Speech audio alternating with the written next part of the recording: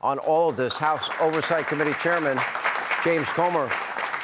Mr. Chairman, I know a lot of people have been pushing you and pressuring you to call or subpoena these witnesses earlier. Now, you had an initial list yesterday. That list has now expanded to how many people that you have subpoenaed? Well, we have almost 10 people subpoenaed. We've requested interviews with another 10, and we still have a few more to go. So at the end of the day, we're going to be asking around 24 people that have a great deal of knowledge about just exactly what the Bidens were doing and who the people were that were wiring the money from the foreign countries to the Bidens. We're going to be talking to every one of them and trying to connect the dots with the evidence we've already accumulated, which is primarily bank records. Let's talk about the shell corporations. Let's talk about, you've identified 10 Biden family members, if you include President Joe Biden, that have benefited financially with dealings from China, Russia, Kazakhstan, Ukraine, and Romania. Close to $30 million. Do we know anything that they did for this money?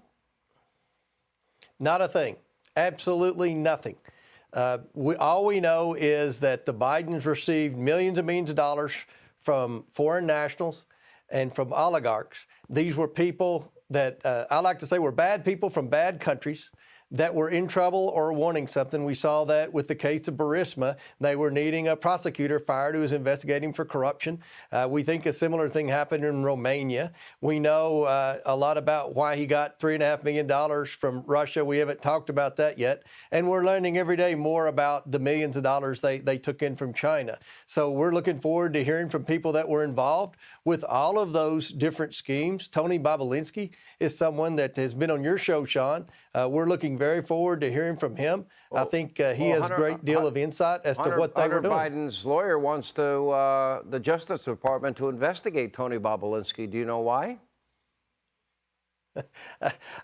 I don't know, but I've heard Tony Bobulinski say, bring it on. I mean, this is another example of witness intimidation. This is what we've dealt with from day one. I mean, if it's not the Biden lawyers in the White House attacking key witnesses, it's the Biden lawyers in the White House attacking me and members of the Oversight Committee for having the audacity to investigate public corruption. I mean, the amount of interference by Biden and his followers is unprecedented in this case, yet we continue to provide new evidence almost on a daily basis of major criminal wrongdoing by the Biden family. And at the center of this was President Joe Biden.